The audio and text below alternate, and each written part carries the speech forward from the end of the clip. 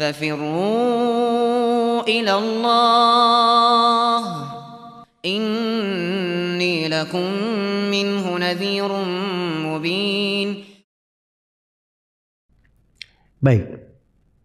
Berikutnya kata beliau wassalawatul masnunat khamsun. Ini salat-salat yang disunnahkan. Ya, perhatikan ini bahasa salat yang disunnahkan di sini ya. Nanti akan datang lagi di halaman 38 salat sunnah muakkadah. Ya dia salat sunnah juga sebenarnya. Cuman di sini istilah ya penulis. As-salawatul masnunat, salat-salat yang disunnahkan. Maksudnya salat-salat yang disunnahkan yang disyariatkan dilakukan berjamaah. Yang disyariatkan dilakukan apa? Berjamaah. Ya. Itu ada 5 salat di sini. Kata beliau al-idani yang pertama dan kedua, salat 2 Id, maksudnya Idul Fitri dan Idul apa? Idul Adha. Wal kusufani salat 2 gerhana, maksudnya gerhana matahari dan gerhana bulan. Wal istisqa dan salat minta hujan. Iya, dan salat minta hujan. Ini akan datang rinciannya nanti di halaman 52 sampai 55. Kita akan kaji di sana. Tapi Syekh memberi kaidah umum dulu ya. Setelah itu beliau terangkan salat-salat sunnah yang mengiringi salat fardu. Kata beliau was-sunnanut tabi'atu lil faraid 17 rakaah. Sunnah-sunnah yang mengikuti salat faraid, salat fardu itu ada 17 rakaat. Rakaat al-fajri 4 rakaat. 2 rakaat subuh yang pertama. Ya 2 rakaat subuh ini banyak riwayatnya ya dan banyak keutamaannya. Iya. Di antaranya hadits Aisyah riwayat Muslim, Nabi sallallahu alaihi wasallam bersabda rakaat al-fajri khairun minad dunya wa ma fiha. 2 rakaat salat subuh itu lebih baik daripada dunia dan segala isinya. Kemudian kata penulis wa arba'un qabla adh-dhuhri wa raka'atani ba'dahu. 4 rakaat sebelum duhur dan 2 rakaat setelah salat duhur. Ini yang kedua dan ketiga. Dan ini dalilnya ya. Itu datang dari hadits Ummu Habibah dan juga datang di dalam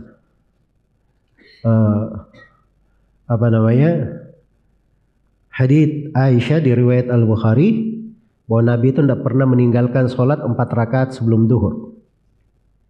Iya, tidak pernah meninggalkan sholat 4 rakaat sebelum duhur. Adapun 2 rakaat setelahnya itu diterangkan dalam hadits Ibnu Umar juga di riwayat Bukhari Muslim bahwa Nabi setelah duhur sholat 2 rakaat. Sholat 2 rakaat. Baik. Tapi sebenarnya untuk duhur itu kalau riwayat semuanya boleh 2 rakaat sebelum duhur, 2 rakaat setelah duhur. Boleh 4 rakaat sebelum duhur, 2 rakaat setelah duhur. Dan boleh 4 rakaat sebelum duhur, 4 rakaat setelah duhur. Itu diperbolehkan. Semuanya riwayatnya syah. Iya. Baik.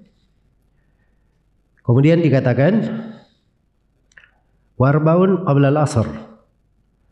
Dan 4 rakaat sebelum asar. Ini tidak masuk di rawatib ya, tapi disunnahkan.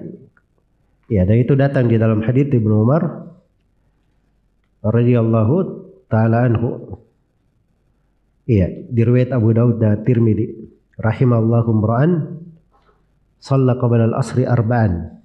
Allah merahmati seorang hamba yang salat 4 rakaat sebelum asar.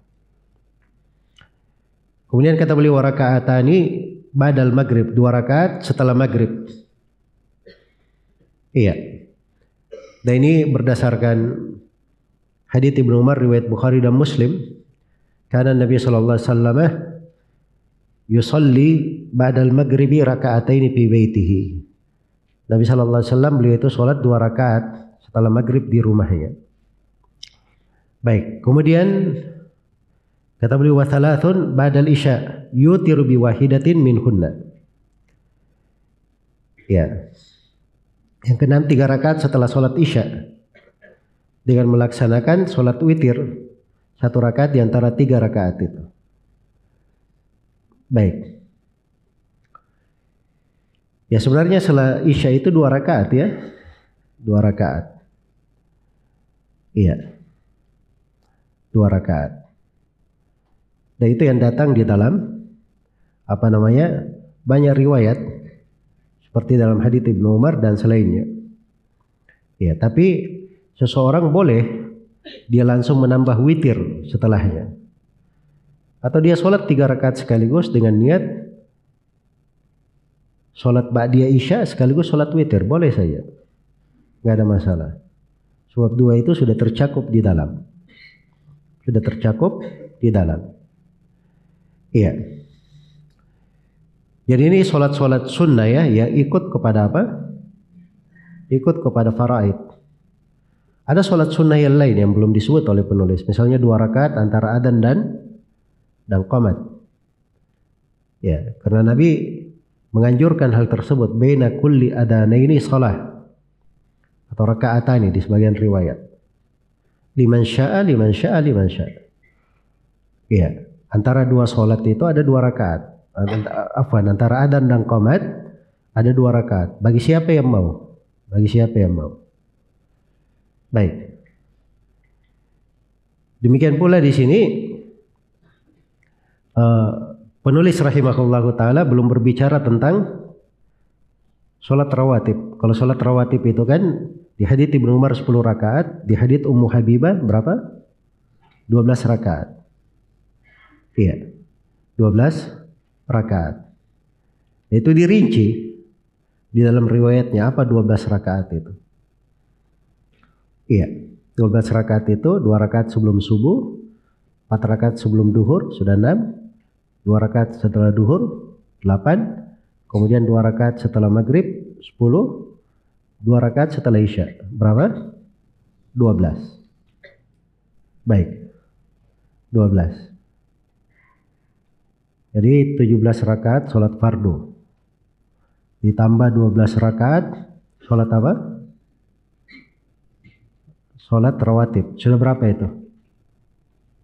17 sama 12. 29.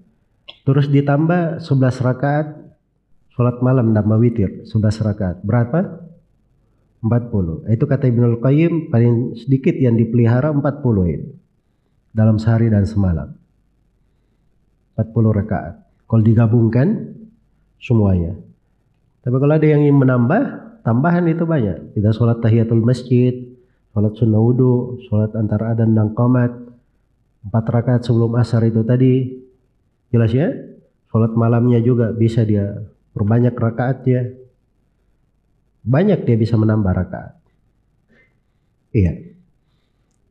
Makanya kalau ada yang mau sholat misalnya 300 rakaat, 500 rakaat, 1000 rakaat, mungkin saja sholat sunnah itu memungkinkan untuk mencakupnya. Jelas ya? Baik. Ada yang sering bilang ya, katanya Imam Ahmad sholat 300 rakaat. Nah ini harusnya bid'ah. Ya. Karena tidak ada dalil tentang sholat khusus 300 rakaat. Itu kan yang bid'ah otaknya itu, cara berpikir ya. Ya sholat sholat istikharah saya itu sudah berapa rakaat orang sholat istikharah. Misalnya Imamul Bukhari ya, tiap kali beliau menulis hadits dalam sahihnya beliau sholat 2 rakaat. Bangun lagi menulis hadits 2 rakaat. Dia tulis dalam semalam saya 100 hadits, berapa rakaat sholatnya? Sudah 200. Sholat istikharah. Jelas ya? Belum lagi dia sholat yang lain. Karena itu pelajar dulu baik-baik fikih sholat, baru menilai hukum-hukum. Iya. Kemudian di dalam bab sholat sunnah itu kisahnya menakjubkan ya, bab sholat sunnah. Iya. Kisahnya menakjubkan sebenarnya. Ada buku-buku besar ditulis tentang ratusan rakaat terkait dengan bentuk-bentuk sholat-sholat sunnah. Baik.